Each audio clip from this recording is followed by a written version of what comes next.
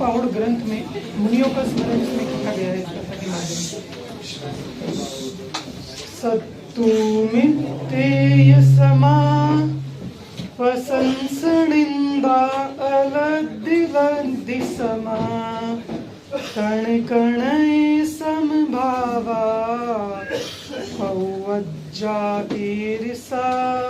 भणिया। बहुत सुंदर। आचार्य कुंद प्रणीत बोध पहाड़ का यह मंगलाचरण आपने सुना। इसके साथ ही बिना किसी औपचारिकता के हम इस सत्र की आज के दिन के आखिरी सत्र की शुरुआत कर रहे हैं। इसमें सप्तम परिच्छेद प्रारंभ कर रहे हैं।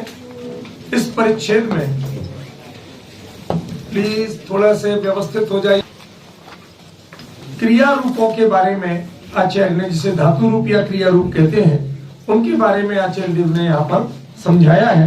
मैं उसको पुनः प्रारंभ करता हूँ बोर्ड से और थोड़ी ही देर चलाऊंगा कुछ सूत्र। उसके बाद डॉक्टर दीनानाथ शर्मा जी का भी हम वक्तव्य सुनेंगे और सही 5 बजे अपना संध्या भोजन का समय रहेगा।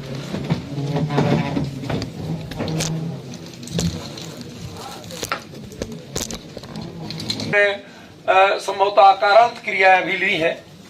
उन क्रियाओं में ता और तिप। ता किसका है? आत्मने पद का प्रत्यय। ता आतम झा था साथम ध्वम इड वहिंग महिंग, ये प्रत्यय किसके हैं? आत्मने पद के प्रत्यय हैं। और तिप तस झी सिप थस्थ मिप बसमस, ये परस्मयी पद के प्रत्यय हैं। तो क्या उन्होंने संकेत किया कि ता और तिप को इद और एत आदेश होते हैं। यदि हम टेक्निकली देखें तो इसमें कुछ अंतर है। क्या अंतर है? जो लोग थोड़ा जानते हैं मेरे ख्याल से बता सकते हैं। इसमें क्रम व्यत्यय है। ये इधर पे आत्मने पद का पहले दिया, परस्मयी पद का बाद में दिया, लेकिन आदेश में आत्मने पद का पहले दिया, परस्मयी पद का पहले दिया और आत्मने पद का बाद में दिया। सिर्फ इतना सा अंतर है और कोई खास अंतर नहीं है। अर्थ करने में कोई समस्या नहीं आएगी। जैसे पढ़ धातु है, अब पढ़ धातु से आपने ता, ये आत्मने पद का प्रथम प्रत्यय लाए तो उसमें पढ़ ए बनेगा।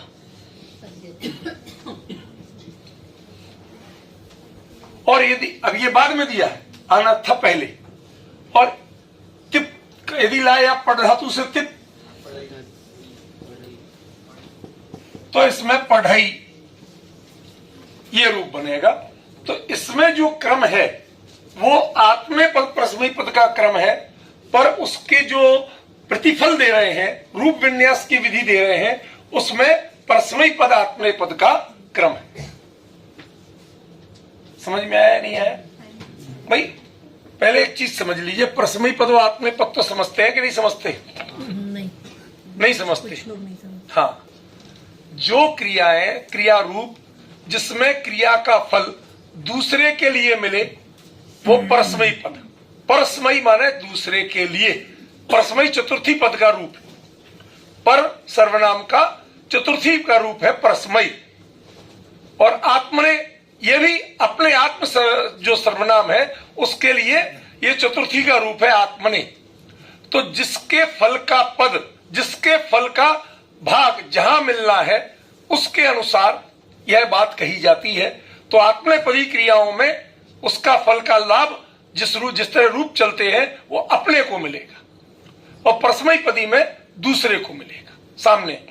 तो वो तो एक सामान्य परिभाषा है। यहां समझ लीजिए प्रयोगों की दृष्टि से। प्रयोग क्या है?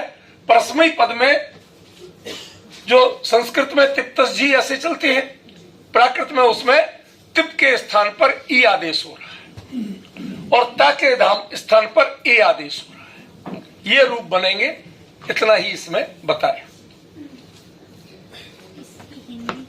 किसकी? हिंदी में ऐसे एकदम पता नहीं चलेगा आपको। यहां तो हमने दोनों रूप एक ही क्रिया में बना दी, लेकिन जो वहां क्रियाओं के रूप होते हैं उनसे प्रयोग से, वाक्य के प्रयोग से आपको पता चलेगा। अकेली क्रिया सब कुछ जो रूप है वो सब कुछ नहीं बता सकता। ठीक है। कोई उभयपदी भी क्रियाएं होती, अभी हमारे मित्र दीनानाथ जी बोलेंगे, वो उनका विषय है क्रिया पर, वो बता रहे थे, वो उस पर और क्लियर कर देंगे, ठीक है। अब इसका आजकल परसने पर उठने पर जो निरुक्ति है वो काम नहीं करती है। तो पहले जमाने में यह आध्यात्मिक नहीं था। हमारे से घर में जो पूजा पाठ होता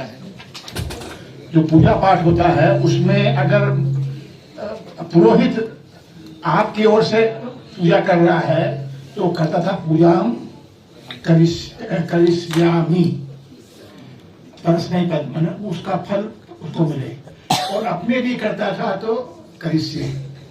पर अब वही धातु है, आपने पदी ही है, कोई धातु परस्मै पदी ही है, कोई दोनों पदी में है। तो ये जो विभाजन था, इसको औपचारिक मानना चाहिए कि परस को मिले, मिलता ही सबको फल है। आपने तो सभी का है, सबको फल मिलता ही, आप करें किसी और के लिए तो मिलता ही है। तो ये उसको मैं इसमें थोड़ा सा एक संकेत कर दूं, जो ये लोग बहुत ज्यादा जानते हैं। आपने कुर्वन्तु नो मंगलम, कुर्वन्तु ते मंगलम, कुर्वन्तु मे मंगलम, ये सुना होगा। वो भी है, वो ते और वो दोनों होते हैं। तो वो जो दूसरे के लिए पूजा कराने और खुद खाली पंडित बन के जाता है, वो कहता है कुर्वन्तु ते या कुर्वन्तु वो मंगलम। भाई तुम करा रहे हो पूजा, हमें तो दक्षिणा मिल रही है, कल्याण तुम्हारा हो। समझ गए ना। और जो अपने लिए कर रहा है, कुर्वन्तु में मंगलम। और जब सब मिलके कर रहे हैं तो कुर्वन्तु नो मंगलम, जिसमें मेरे और तेरे दोनों का भेद, दोनों का आकर्षण समाप्त हो जाए। सर्वोच्च जो जैन विधि है वो है कुर्वन्तु नो मंगलम। अब बात आई तो इसी कह दी, अपना विषय तो कुछ और है। देखिए, थास सिपो सी से, थास क्या है? ता आताम झ, थास आताम ध्वम। थास क्या है? मध्यम पुरुष एक वचन का प्रत्यय, क्रिया रूपों में मध्यम पुरुष एक वचन का प्रत्यय है थास। और सिप क्या है? मध्यम पुरुष बहुवचन, सॉरी उसके प्रथम पद में मध्यम पुरुष एक वचन, ठीक है ना। तो ये दो हैं, दोनों मध्यम पुरुष एक वचन के रूप हैं। अब इन पे देखिए, इनको क्रमशः क्या आदेश हो रहे हैं? थास को से, संस्कृत में भी थासा से सूत्र ही, आप देखेंगे पाणिनि व्याकरण में थासा से। तो ये पढ़ धातु है, जैसे थास प्रत्यय आया, थास को क्या हो गया? से, तो पढ़ से। लेकिन यदि पढ़ के साथ सिप आया तो क्या बनेगा? पढ़ सी। क्लियर है? अच्छी तरह से कीर्ति बिटिया क्लियर है?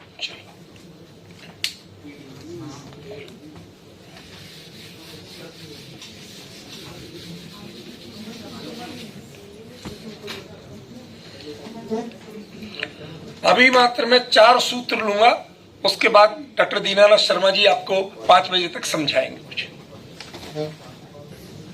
इड मिपोर मी, इड और मिप, ध्यान दीजिए थोड़ा। इड वहिंग महिंग, उत्तम पुरुष एक वचन का प्रत्यय है इड। किसमें? आत्मनेय पद में। परस्मैी पद में उत्तम पुरुष एक वचन का प्रत्यय है मिप, लेकिन ये दोनों के ही लिए मी आदेश होता है।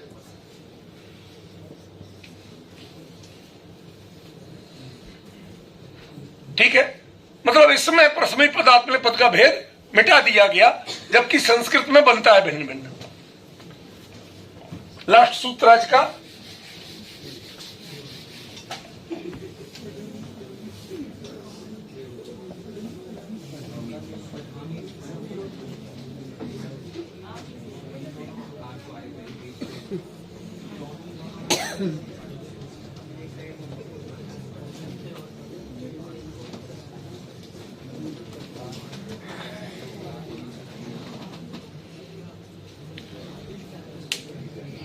देखिए थोड़ा सा अंतर है, सूत्र के प्रारूप में थोड़ा सा अंतर है। क्या अंतर है, कोई बता सकता है प्रतिभागी में से कोई? देखो अभी तक क्या दे रहे थे, तिप तस झी सिप थस थ मिप बस मस, यही दे रहे थे ना। अब ये बहुसु तो कह दिया इन्होंने,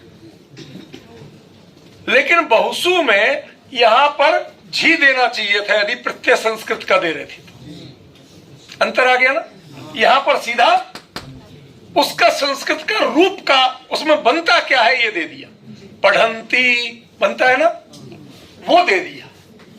अब अंतर ख्याल में है, छोटी छोटी चीजें पकड़ना सीखो। आचार्य भी कहा क्या परिवर्तन कर रहे हैं, कैसे गियर बदलते हैं, उनको पहचानो जरा, ठीक है ना। और हेत था, ठीक है ना। तो इनके जगह ये क्या कह रहे हैं बहुवचन में, मो मु मा, क्या होगा?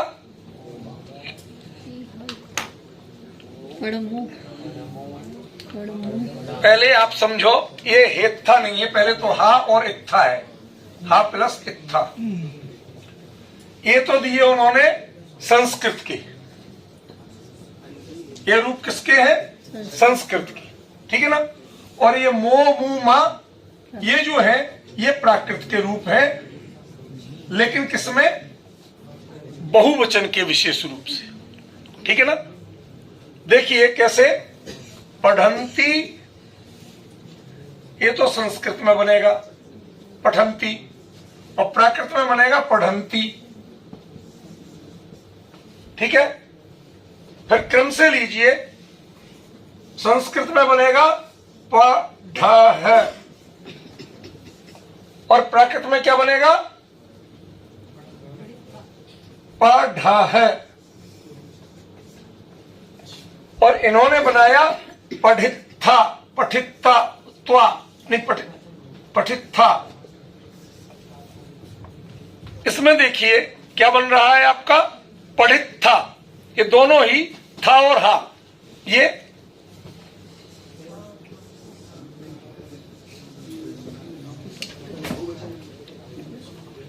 और उत्तम पुरुष में बहुवचन में जो बनेंगे, ये दोनों जो रूप है ना, ये दोनों रूप मध्यम पुरुष बहुवचन के दे दिए। उत्तम पुरुष में क्या बनेंगे बहुवचन में? मो मु मा, पढ़मु पढ़मो पढ़मा।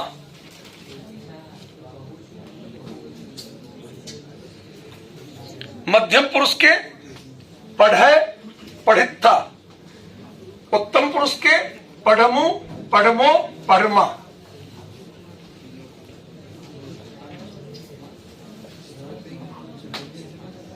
ठीक है। देखो इसमें उत्तम पुरुष में इन्होंने मेरे को जहां तक जैसा लग रहा आत्मनेय पद का ज्यादा जोर नहीं दिया, लगभग रूप परस्मयी पद जैसे हैं बहुवचन में। बहुवचन में मैं बोल दूं? हाँ, जो ऐसा है, ये जो उन्होंने आदेश दिया है आचार्य ने, ती हेत्था मोमु मा बहुसु, जो बहुसु जब कहेंगे तो वो अन्य पुरुष, मध्यम पुरुष और बहुवचन तीनों के ही बहुवचन के आदेश हैं। तो अन्य पुरुष का बहुवचन का आदेश ती है, मध्यम पुरुष बहुवचन का आदेश है ह और इत्था, और उत्तम पुरुष बहुवचन का आदेश है मोमु। यही बोल रहा मैंने कि ये तीनों जो आदेश हैं, ये तीनों के तीनों आदेश आप परस्मयी पद के ही मुख्य रूप से इन्होंने दे दिए। एक बात और, मैं क्षमा कीजिएगा, ये है आप जान लीजिए कि प्राकृत भाषा में आत्मनेय पद और परस्मय पद का भेद मिट गया। ठीक है, ऐसा कोई भेद होता नहीं है। पठ धातु कहीं पर भी संस्कृत भाषा में आत्मनेय पद नहीं है, लेकिन पढ़ाई भी बनेगा, पढ़ाई भी बनेगा। यही कारण है कि आचार्य ने ततिपोह इदेतौ जो किया, ये जो आदेश किया है वो आत्मनेय पद के लिए भी ई और ए है, और परस्मयी पद के लिए भी ई और ए है। ध्यान रखिए, अगर मूल रूप जिस मान रम धातु है तो रम धातु का रमाई और रमाई दोनों बनेगा। उसी तरह से पठ धातु का भी पढ़ाई और पढ़ाई दोनों बनेगा। ठीक है। गच्छ गम धातु तो अपने पास है ही नहीं कहीं से भी, फिर भी वो गच्छई और गच्छई दोनों बनेगा, ठीक है। ये अपने दिमाग में क्लियर कर लीजिए। और ये बाकी जो आदेश है थासिको से, जैसे थासिको हो सी से, ये भी उसी तरह से लागू पड़ता है। सी और से, हाँ एक कंडीशन है, ध्यान रखिए, ए प्रत्यय वहां लगता है जहां पर धातु के अंत में अ हो। Is it clear? यानी धातु विकर्ण प्रत्यय जो अ लगता है, जैसे मान लीजिए हस धातु है तो उसमें आप अ जोड़ देते हैं तो हसई और हसाए, यानी हसाए तभी बनेगा जब हस में अ रहेगा। मान लीजिए धातु है भू, भू का आदेश है हो, तो हो अगर धातु है तो उसमें हो ए नहीं बन सकता है। लेकिन क्लियर, हो ए नहीं बनेगा, हो ही बनेगा, ठीक है ना। ए प्रत्यय तभी लगेगा जब उसके पहले अ हो, ठीक है। अतः ये से इधर, तो ये सब आदेश हो गए। ईट और मिट के लिए जो कहा है मी, अब इसमें मी है, आप सोचिए कि ईट के लिए तो ई आता है तो ए होता है, जैसे रमे रमावहे रमामहे संस्कृत में करते हैं। यहाँ पर ईट ई के लिए भी, यानी आत्मिक पद का जो ई है उसके लिए भी मी है, और प्रथम पद का जो मिप है उसके लिए भी मी है, एक ही है, ठीक है। और ती, अब देखिए चलिए आगे चलकर हेमचंद्राचार्य ने तो 3 और प्रत्यय जोड़ दिए डॉक्टर साहब, तीन ते और इरे, ठीक है ना। तो 3 प्रत्यय हो गए, लेकिन यहाँ तो उन्होंने एक ही रखा है तो कोई बात नहीं है। तो आत्मनेय पद और परस्मय पद दोनों ही धातुओं के लिए 3 ही प्रत्यय यहाँ पर दिया इन्होंने। अब आप उसमें एडिशनली जोड़ सकते हैं, ते भी होता है, रमनते भी बनता है प्राकृत भाषा में, ठीक है। और रमिने भी बनेगा, ठीक है ना, रमिने भी बनेगा। तो ये तो क्या है, वररुचि 4वीं-5वीं शताब्दी के हैं, 4वीं शताब्दी के, ठीक है। उसके 700-800 करीब, हाँ 700 साल बाद हेमचंद्राचार्य हुए, तो उन्होंने काफी दूसरे ग्रंथों का भी आलोड़न किया होगा, उनको बहुत सारे प्रयोग मिले होंगे, तो उन्होंने 2 प्रत्यय और भी जोड़ दिए। तो इस तरह से उनका हुआ। ये जो बहुषु है, ध्यान रखिए, ती अन्य पुरुष बहुवचन, ह और इत्था मध्यम पुरुष बहुवचन, और मो मु म उत्तम पुरुष बहुवचन के लिए, ठीक है। ये क्लियरिटी सब ठीक, बिल्कुल। आप आगे कंटिन्यू रख लीजिए 5 बजे तक कर सकते हैं। हाँ। नहीं, मैं कुछ और करना चाहता, हालांकि थोड़ा विषयांतर हो जाए, मैं अपनी बात बताऊं जो। हाँ बताइए। आज कौन रोक, आपको कह दिया, मैंने कहा था 4 सूत्र ही लूंगा मैं, ज्यादा नहीं लूंगा, ठीक है, ठीक है। कह दिया था।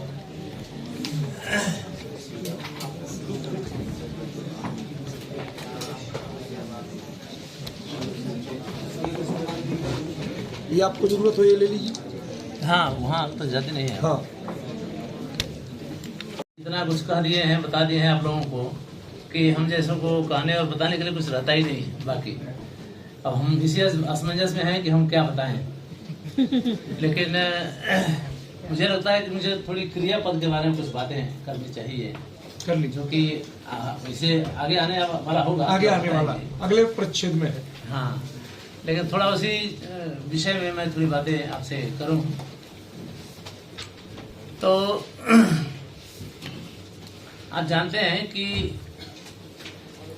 एक तिंग वाक्यम पाणिनि परंपरा में कहा जाता है कि अगर कोई भी वाक्य हो तो वो वाक्य कम से कम उसमें एक क्रियापद है तो वो वाक्य है।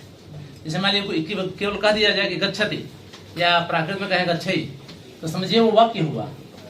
उसमें गृहिणी गृह मुच्यते, घर उसे कहा जाता है जिसमें पत्नी एक स्त्री होनी चाहिए। हाँ, वैसे ही वाक्य विन्यास संस्कृत में तभी होगा जब एक क्रिया होगी। एक क्रिया होगी। कर्ता नहीं भी होगा चलेगा, करता नहीं हो तो चलेगा। हाँ, कर्ता तो अंडरस्टूड है, यू कैन इमेजिन कि वहाँ कर्ता कौन सा होगा। तो घर हम क्रिया बांटते से। हैं तो इसमें इसलिए। औरतें कितनी हैं, चूल्हा कितना जलता है, उससे पता इसलिए चल उसकी जाता है घर प्रधानता में होती है। हाँ। घर में जैसे तो उसी तरह से क्रियापद की महत्ता है, उसके बारे में मैं थोड़ी चर्चा करता हूँ। आप जानते हैं कि हम लोग पाणिनि परंपरा में लकार उसे कहा जाता है, ठीक है। और भारत में 2 परंपराएं व्याकरण की चली, खास करके माहेश्वर परंपरा और महेंद्र परंपरा। तो माहेश्वर परंपरा में ल से उसकी सूचना दी जाती है। अब प्रश्न होता है कि उसको ल क्यों, दैट इज लकार, लकार कहते हैं उसको। और दूसरी परंपरा में तो वर्तमान, भविष्यत, भूतार्थ या पंचमी या सप्तमी इस तरह से कहा जाता है। तो वो एक तो ये समझ लीजिए।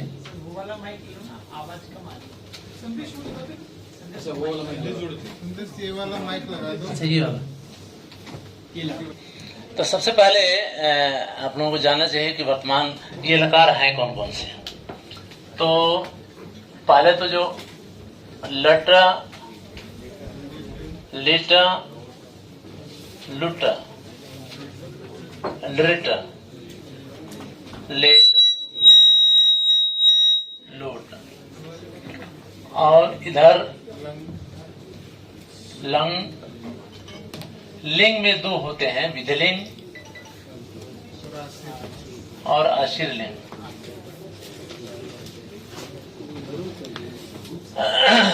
और लुंग।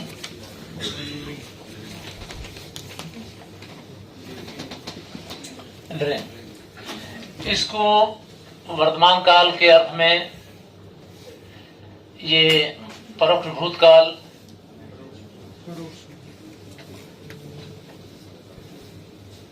लुट, सामान्य भविष्यत या अद्यतन भविष्यत काल कह सकते हैं इसको।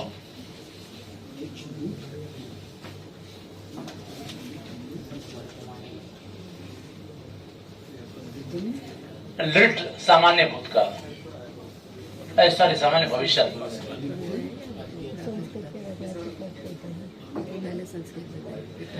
ये लेट जो है ये केवल वेद में होता है, इसलिए यहाँ पर इसकी गणना नहीं होती है।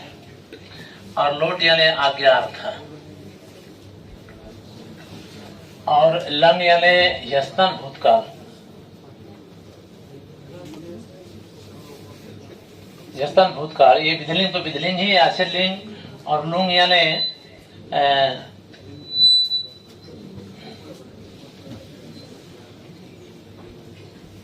अद्यतन भूतकाल, और लिंग यानी क्रियातिपत्ति। समस्या अब ये इसमें सवाल ये है कि लकार क्यों कहा गया। ये काल का शॉर्ट फॉर्म है, ठीक है। काल जो होता है तो काल में को अगर शॉर्ट फॉर्म बनाते तो बहुत सारे उसके उस नाम के प्रत्यय थे तो संदेह होने की संभावना थी, इसलिए काल के ल को लिया गया शॉर्ट फॉर्म के रूप में, और वही ल जो है काल का वाचक हो गया, ठीक है। अब इसमें 1 2 3 4, और अब ये तो वेद में है नहीं इसलिए यहाँ पर 5 आ जाता है, और ये 6, ये 7 8 9 और ये 10। इसीलिए लोट को महेंद्र परंपरा में, जिसके प्रवर्तक कलाम हैं, अकातंत्र हैं, और हेमचंद्राचार्य जैसे आचार्यों ने भी यही माना है, लोट लकार को पंचमी कहते हैं क्योंकि 5वें क्रम पर आता है, और विधिलिंग को 7वें क्रम पर है इसलिए इसको सप्तमी कहते हैं, ठीक है। इसमें ये जान लीजिए। और ये प्राकृत भाषा में आप जान लीजिए ये लकार होता है लट लकार वर्तमान काल, और ये दोनों ही भविष्यत काल मिल करके एक ही होते हैं। 2 भविष्यत काल नहीं होते हैं, एक ही भविष्यत काल होता है। ये लुट लकार हो गया। और भूतकाल में 3 होते हैं, 1 2 और ये 3, ठीक है। ये 3 भूतकाल के साथ केवल एक ही भूतकाल होता है, और वही लिट लकार, लंग लकार और लुंग लकार।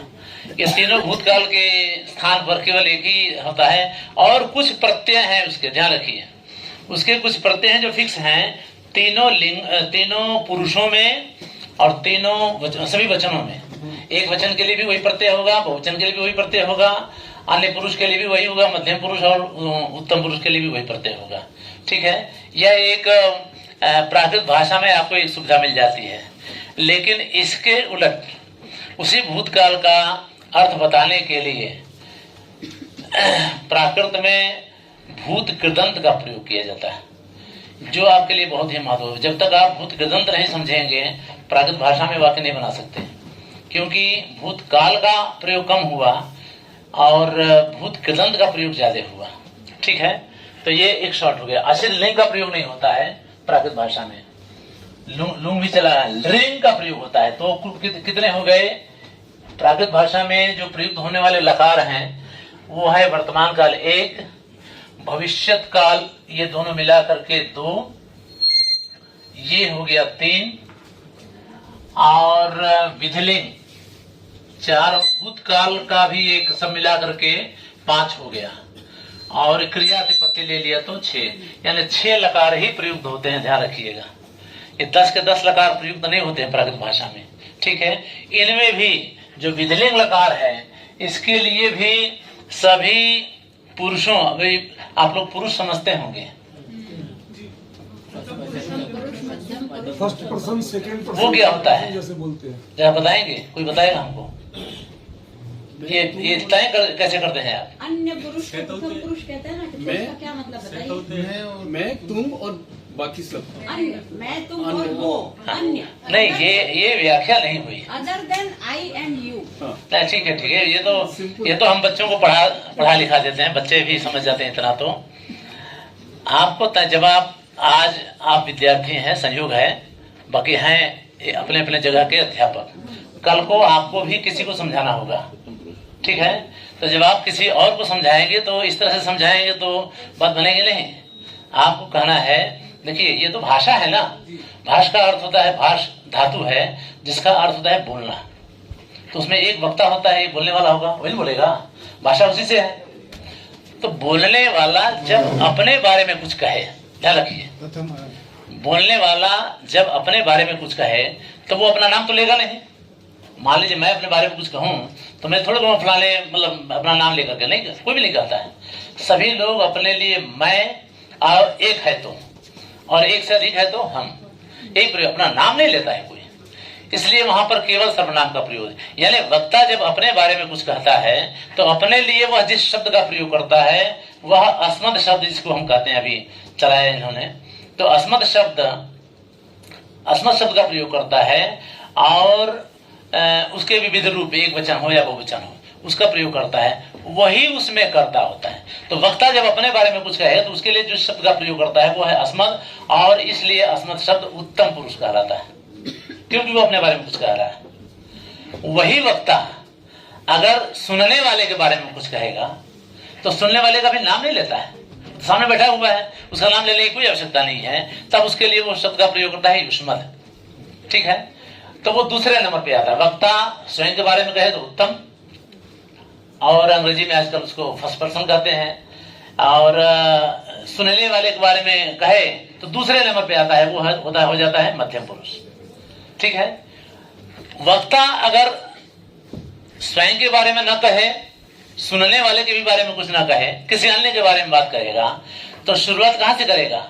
सबसे पहले वो उसका नाम लेगा, ठीक है ना। सबसे पहले क्योंकि सर्वनाम का प्रयोग करने का कोई मतलब नहीं होगा, वहां तो कोई है ही नहीं, तो सबसे पहले उसका नाम, जैसे महात्मा गांधी देश के राष्ट्रपिता थे, वे अहिंसा के पुजारी थे, इस तरह से। तो बार बार अन्य व्यक्ति के बारे में जब आप कहेंगे तो सबसे पहले उसका नाम लेंगे, और लेकिन दूसरी बार यानी एक से अधिक बार अगर उसी के बारे में कुछ कहना होगा तो उसका नाम बार बार लेना भी शोभनीय नहीं होगा, भाषा में अच्छा नहीं लगता है, इसलिए उसके लिए सर्वनाम का प्रयोग करते हैं। तो अब आप जान लीजिए कि जब तो तब वो जो व्यक्ति होगा, तो जब उसका नाम लेंगे वह भी अन्य व्यक्ति हो गया, इसलिए अन्य पुरुष, और उस अन्य पुरुष के लिए प्रयुक्त किया गया जो सर्वनाम है, वे या वह या ये तत्, वह भी अन्य पुरुष होगा। तो अन्य पुरुष में दो चीजें आ गई हैं, एक तो नाम और दूसरा सर्वनाम, लेकिन उत्तम पुरुष में केवल सर्वनाम होता है, ध्यान रखिए, अस्मद यानी मैं और हम। उसी तरह से सुनने वाले के बारे में यानी मध्यम पुरुष में भी नाम नहीं आ सकता है, केवल हाँ युष्मद होगा, तुम या तुम लोग, ठीक है। इसीलिए अब इसमें फिर बात लिंग की आती है, तो अस्मद शब्द में का प्रयोग यानी अहम, जैसे मान लीजिए शब्द का प्रयोग मैं करूं अहम, तो अहम शब्द तो पुरुष भी अपने लिए करेगा, स्त्री भी अपने लिए करेगी, नपुंसक भी अपने लिए करेगा, इसलिए उसमें कोई लिंग का ज्ञान नहीं होता है, ठीक है। तीनों ही लिंगों में वो एक रूप होता है, क्लियर। अस्मद शब्द का जो भी रूप बनता है वो तीनों लिंगों के लिए होता है। उसी तरह से युष्मद शब्द का भी प्रयोग तीनों लिंगों के लिए एक ही होता है, ठीक है। ये क्लियर हो गया आप लोगों को पुरुष। जब मैं पुरुष की बात कर रहा हूं तो मुझे लगा साथ में ये करें। अब देखिए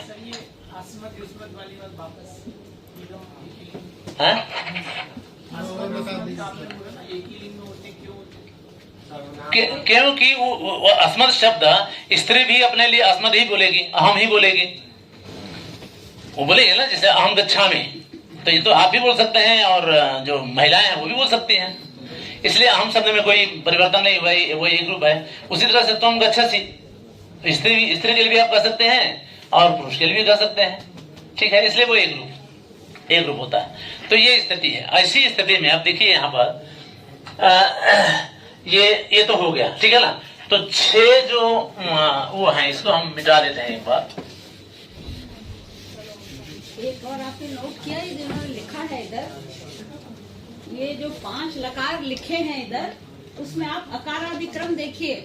पहले ल लट, फिर लल्ला, फिर लू लुट उ, उसके बाद री, और उसके बाद ए, और उसके बाद ओ। हाँ, यानी आपको लकारों को रटने की आवश्यकता कोई नहीं है। लकारों को क्रम से लिखने के लिए अकारादिक्रम से उसको जोड़ दीजिए, बस हो गया। ई उ री ए ओ। अकारादिक्रम में लट अ, लिट ई, लुट उ, रिट री, लेट ए और लोट में ओ। ये एक क्रम हो गया। उसके बाद वो एडिशनल है, इसलिए उनको हाँ, ये युष्मत का जो इन्होंने बोला है सर्वनाम का, एक नियम है हमारे यहाँ मनोरमा का दीक्षित, सर्वनाम नाम उत्सर्गता प्रधान परामर्शित्वात्। इस न्याय के कारण ही सर्वनाम जो है तत्तदवाचक प्रातिपदिकों का द्योतक होता है। हाँ, ठीक है। और ये त्रीणि प्रथम मध्यम उत्तम, ये पूरी जो भेद है, इसका जो प्रामाण्य आपने बोला था जी, व्यवस्थित उत्तर नहीं हुआ। ये है अस्मद उत्तम, मतलब अस्मद आदि का उत्तम पुरुष होता है। प्रथम मध्यम उत्तम, ये हमारी युष्मद, इसके बाद शेषे प्रथम और युष्मद का मध्यम होता है। ऐसा नियम है हमारे यहाँ पाणिनि। ठीक। अब उसका क्रम भी सबसे पहले प्रथम पुरुष या अन्य पुरुष रखते हैं, उसके बाद मध्यम पुरुष आता है। पाणिनि क्रम में अस्मद्युत्तम से पहले क्रम में उत्तम पुरुष होता है, फिर मध्यम पुरुष होता है, और जो बच जाता है शेष का मतलब होता है शेष, ये जो है उसके बाद जो अवशिष्ट रह जाता है। गीता में कहा है उत्तम पुरुषस्तन्य परमात्मेत्युदारिता। उत्तम पुरुष परमात्मा, पुरुष का नाम लेंगे तो आगे बढ़ेगा ना। अब देखिए, इसमें सबसे पहले जो वर्तमान काल है, जिसको हम लट लगा कहते हैं,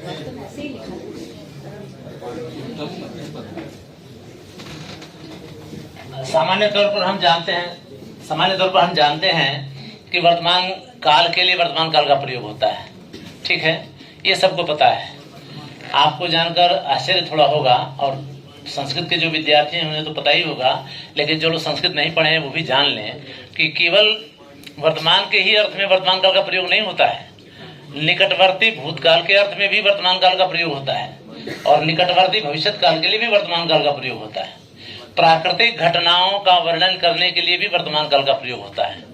किसी के स्वभाव का वर्णन करने के लिए भी वर्तमान काल का प्रयोग होता है। प्राचीन घटना का क्षणिक पहुंचता है, भगवान उपदेश देते हैं। हाँ, अभी सब वर्तमान में हाँ, कथा कहानियों में जो प्रबंध काव्य लिखे गए हैं, उनमें भूतकाल के अर्थ में वर्तमान काल का प्रयोग होता है, ठीक है। तो इन सारे अर्थों में वर्तमान, ऐसा नहीं है कि केवल वर्तमान काल का प्रयोग केवल जो चालू क्रिया है उसी के आप करते हैं, ठीक है। ये सब चीजें जान ले। और वर्तमान ये प्राकृत साहित्य जब आप पढ़ेंगे, इसमें तो आपको लगेगा लिखा होगा गच्छई, अर्थ करना होगा जाता था, ठीक है ना।